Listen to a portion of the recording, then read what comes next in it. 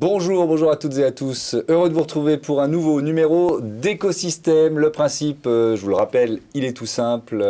J'invite un ou une chef d'entreprise qui, à son tour, convie un partenaire économique majeur et on va tout de suite démarrer.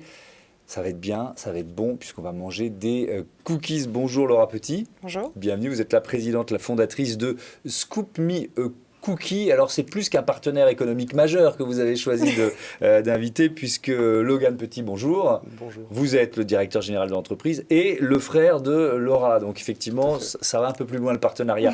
Vous l'avez créé il y a une dizaine d'années, Scoop Me Cookie, avec quelle idée de départ? Parce que de la pâtisserie, des cookies, j'imagine que vous n'étiez pas tout seul sur le marché. C'était quoi votre idée? Alors, l'idée de départ, c'était de trouver un support qui soit facile à reproduire, et où il n'y avait pas de technicité, mais où on pouvait se concentrer à 100% sur les matières premières. C'est pour ça que le cookie me paraissait un support formidable, parce qu'on peut apprendre à n'importe qui à le faire. Et on peut justement sourcer des matières premières jusqu'au plus exceptionnel possible. Ça veut dire, vous avez combien de pâtisseries aujourd'hui? On a 5 boutiques et un laboratoire de fabrication. Ouais. Ça veut dire qu'on trouve combien de saveurs et donc de matières premières, comme vous dites, différentes? On a développé pour l'instant 39 parfums. 39. Oui, de cookies. Et on fait également des glaces maison. Et là, on a 25 parfums de sorbet et crème glacée. Alors faites-moi rêver un peu, il y a quoi comme parfum? Oui. Là, vous êtes venu avec quelques-uns. On est venu avec quelques-uns. Donc là, on a notre meilleure vente. On appelle Give Me More. En fait, chacun a un petit nom. Ouais. Voilà, donc celui-là, c'est Give Me More. C'est des noisettes du Piémont caramélisées avec du Gian du de chez Valrhona qu'on retravaille dans une pâte à cookies à la vanille. Notre pâte à cookies, on a mis 2 ans à la développer. Et ensuite, on a décliné, par exemple, celle-là c'est pistache, celle-là c'est chocolat. Et il faut à peu près 6 mois à 2 ans, selon la complexité de la recette, pour développer une nouvelle pâte à cookies. Et alors là, vous en avez un qui est beaucoup plus grand. Ça va jusqu'à quelle taille? 2,4 kg, 20 personnes. Ça, c'est un gâteau, quoi. C'est un gâteau, oui. Ouais. On le coupe en parts, comme un gâteau. Vous parliez de la pâte à cookies, 2 ans pour la mettre au point. Qu'est-ce qu'elle a de particulier? Elle est unique. Il y a un certain dosage d'œufs, de sucre, de farine qui fait qu'elle a cette texture très fondante à cœur, croustillante un peu sur les bords. Elle est vraiment unique. Alors, on voit aujourd'hui pas mal de pâtisseries qui ont fait le choix de se concentrer sur un seul produit. D'abord, est-ce qu'il y a 10 ans, ça existait beaucoup? Et puis, pourquoi vous avez fait ce choix? Alors, il y a 10 ans, ça n'existait pas vraiment le monoproduit. Il y avait quelques marques, mais pas vraiment. C'était pas développé comme ça. Et du coup, moi, j'ai choisi le monoproduit parce que je voulais pouvoir me concentrer vraiment sur un seul produit et le faire le mieux possible.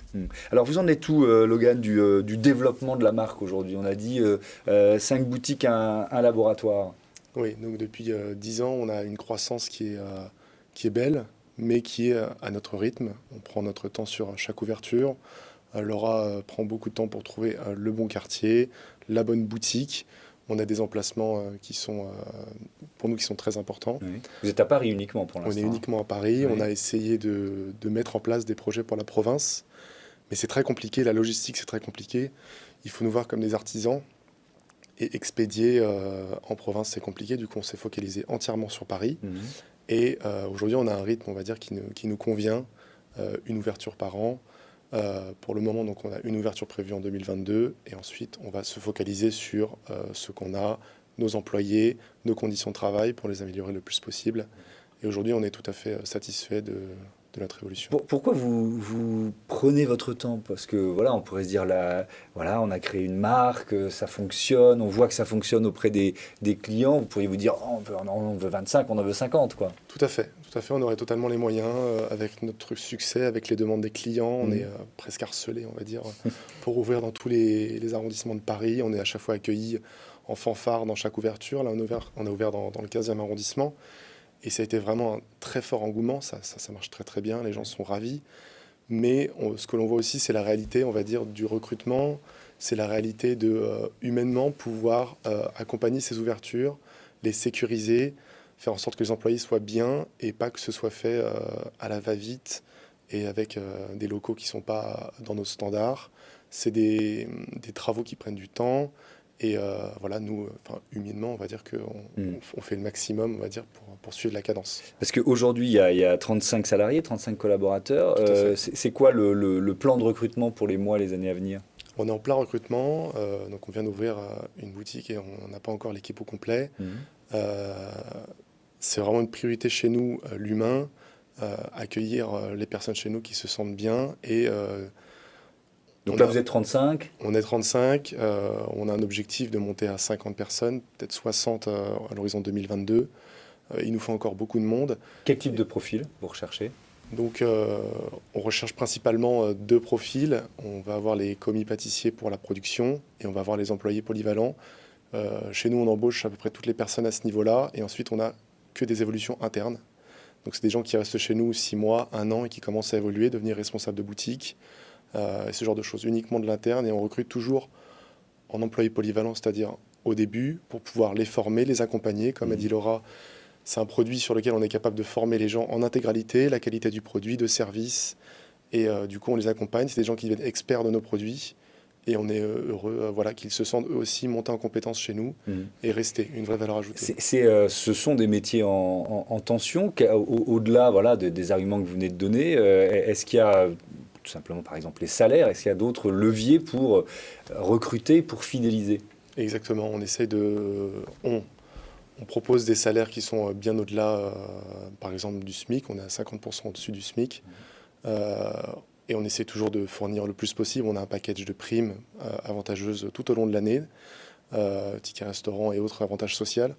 On essaie de fournir vraiment le maximum possible, en plus des conditions de travail, des locaux propres, aménagés, avec des locaux sociaux, tout ce que l'on peut fournir de mieux pour nos employés. Laura, quand vous avez créé Scoop Me Cookie, il y avait déjà cet état d'esprit ou alors c'est venu au fur et à mesure aussi parce que c'est un secteur où c'est pas si facile de recruter et de fidéliser? Il y a la réalité du marché actuel, mais il y a une vraie volonté interne de faire les choses bien.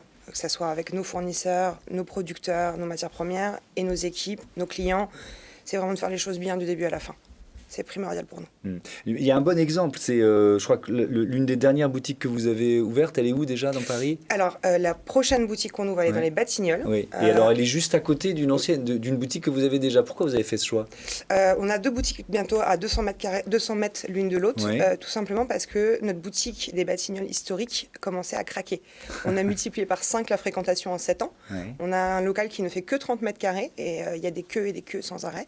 Du coup, les clients se plaignent et nos équipes sont sous tension, ils ont des petits locaux. Donc là, du coup, on a pris un deuxième local. Comme ça, toute l'affluence va être divisée sur 2 locaux et il y aura des meilleures conditions pour tout le monde. Oui. Pour les clients et aussi pour les salariés, évidemment. Comment vous voyez, si vous vous projetez là dans je sais pas, 2 ou 3 ans, ou peut-être un peu plus loin, dans 5 ans, comment vous voyez Scoop Me Cookie? On a déjà un plan bien clair sur les 2-3 prochaines années. Déjà, il nous faut là déménager notre laboratoire de fabrication. On a actuellement 150 mètres carrés dans Paris, mais ça devient trop petit, donc on cherche un autre local. On a cette 5e boutique qui ouvre début 2022, et ensuite on veut refaire justement nos premières boutiques qui sont un peu trop vieilles, encore une fois pour améliorer les conditions d'accueil et de service. Et ben voilà, une croissance raisonnée. Bravo et merci à tous les deux d'être venus présenter Scoop Me Cookie.